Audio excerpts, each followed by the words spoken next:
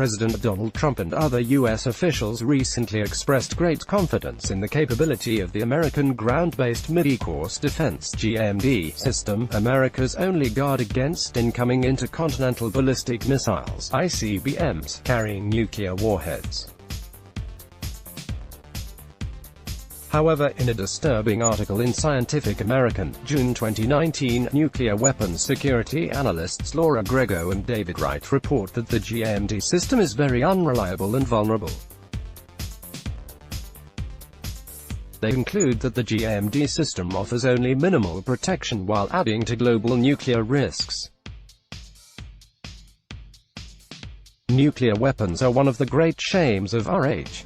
Beginning in the 1950s, a nuclear weapons race developed between the two superpowers America and the Soviet Union. Each side frantically accumulated nuclear warheads in an attempt to develop a crippling first strike capacity, so powerful it would prevent a retaliatory nuclear strike. By 1986, total warhead numbers between the two superpowers had risen to 60,000. These huge warhead numbers also constituted a form of deterrence against nuclear war because the almost certain likelihood of a retaliatory strike would result in mutually assured destruction. MAD, a perfectly apt acronym of both protagonists. Acknowledging the craziness of the situation, US and Soviet leaders eventually signed the Strategic Arms Limitation Treaty in 1972. They also signed the Anti-Ballistic Missile (ABM) Treaty, limiting defense against long-range missiles and breaking the cycle of perceived improvements in defense by one side sparking improved defensive capacity on the other side. Stockpiles of nuclear weapons dropped from 60,000 in 1986 to 10,000 today. America and USSR signed the Further Intermediate-Range Nuclear Forces Treaty (INF) in 1987, banning the use of nuclear and conventional ground-launched ballistic missiles with ranges of 500 to 5,500 kilometers. September 11 had that everything changed after the terrorist attack on the Twin Towers on September 11, 2001. Defense against external threats assumed paramount importance and arguments for a cautious approach to missile defense were ignored.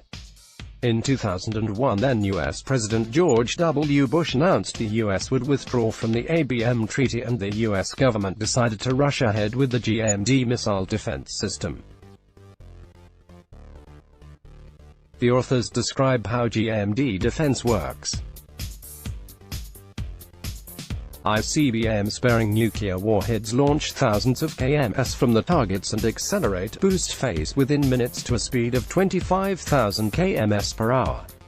They then release multiple warheads that arc through space for about half an hour mid-course flight, then enter the atmosphere and descend towards the target's terminal flight phase.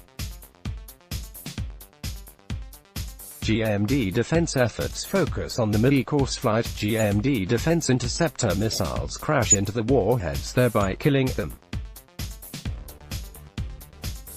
However, Grego and Wright claim the development of this new GMD system was fast-tracked so quickly it bypassed many traditional Pentagon checks and oversights, fly-before-you-buy, that ensure defense systems work reliably before being put in place.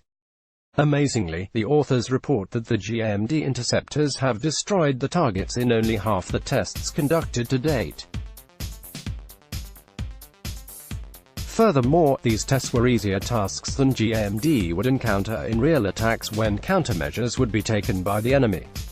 In other words, if a real nuclear attack were mounted today, the current GMD defense system would allow some nuclear warheads through to target.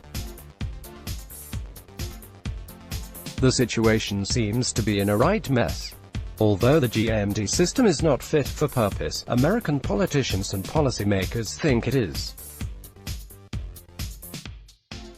This could encourage U.S. leaders to take more risks in foreign policy.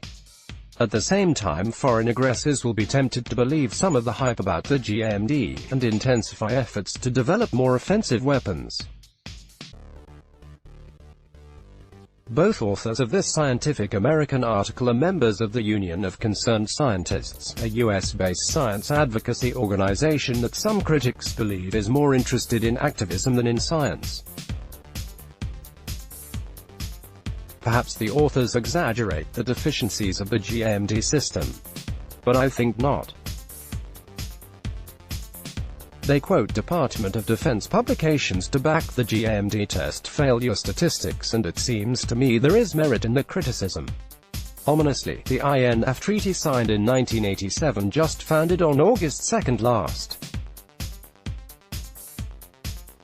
The grim spectre of the mushroom cloud hung over everybody from the 1960s through the 1980s and didn't significantly fade until the breakup of the Soviet Empire, starting in 1989.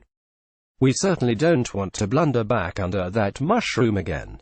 William Reville is an emeritus professor of biochemistry at UCC. Let's block ads. Why?